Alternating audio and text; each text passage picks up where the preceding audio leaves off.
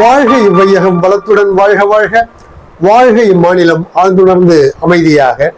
அன்பர்களே, ஜூன் 22 இன்றைக்கு தத்துவஞானி வேதாத்ரி மாமணி அவர்கள் தன்னுடைய வாழ்க்கை மலரில் கடமையில் விழிப்புணர்வு என்னும் தலைப்பிலே நம்மை சிந்திக்க சொல்கிறார். பிறருக்கு நாம் உதவி செய்கிறோம். அப்படி உதவி செய்யும் போது கூட நாம் மிகவும் ஜாக்கிரதையாக இருக்க வேண்டும் என்று தத்துவஞானி வேதாத்ரி மாமணி அவர்கள் கூறுவதை கேட்கும் போது சற்று வியப்பாக இருக்கிறது அல்லவா? ஆம். அவர் மேலும் தொடர்கிறார்.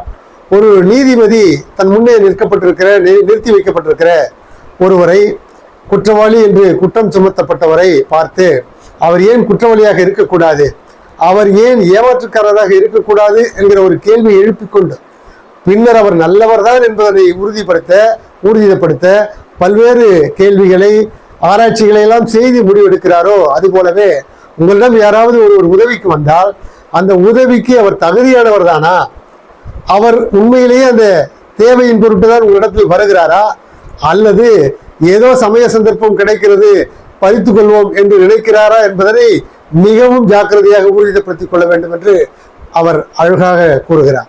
ஒரு உதாரணத்திற்கு சொல்கிறார். ஒரு கனிமரம் வளர்க்கிறோம். அந்த கனிமரத்திலிருந்து கேட்பவர்களுக்கெல்லாம் நாம் பழங்களை பறித்து கொடுக்கலாம். அதில் எந்த தவறும் இல்லை. அதற்காக கனிமரத்தையே வெட்டி கொடுப்பதா என்ன? வெட்டி கொடுத்து விட்டால் பிறருக்கு உதவி செய்யவும் இருக்காது, உங்களுக்கும் இருக்காது. என்பதனால மிகவும் கடமையை செய்யும் போதும் கூட மிகவும் விழிப்புணர்வோடு நாம் செயல்பட வேண்டும். நமக்கு கடமை செய்யும் போது ஒரு பொறுப்பு இருக்கிறது. அது என்னவென்றால், தக்க நபருக்கு தான் தக்க நேரத்தில் நாம் உதவி செய்கிறோமா என்பதை தக்கபடி உறுதி செய்து கொள்ள வேண்டுகிற பொறுப்பு இருக்கிறது என்று தத்துவஞானி வேதாத்ரி மாமணி அவர்கள் கூறுகிறார்கள். அப்படி செய்தால் எந்த வகையிலும் நம்முடைய இனிமையும் கெடாது, மகிழ்ச்சியும் கெடாது. மற்றவர்களுக்கு நாம் உதவி செய்தோம் என்கிற, உண்மையிலேயே தேவைப்பட்டவருக்குத்தான் உதவி செய்தோம் என்கிற மனநிறைவும் நமக்கு எட்டும் என்ற அளவிலே தத்துவஞானி வேதாத்ரி மாமணி அவர்கள் கூறுகிற அந்த கருத்தை உங்களிடத்திலே பகிர்ந்து கொண்டு இன்றைய சிந்தனையை நிறைவு செய்கிறேன். வாழ்க வளமுடன், மகிழ்ச்சி.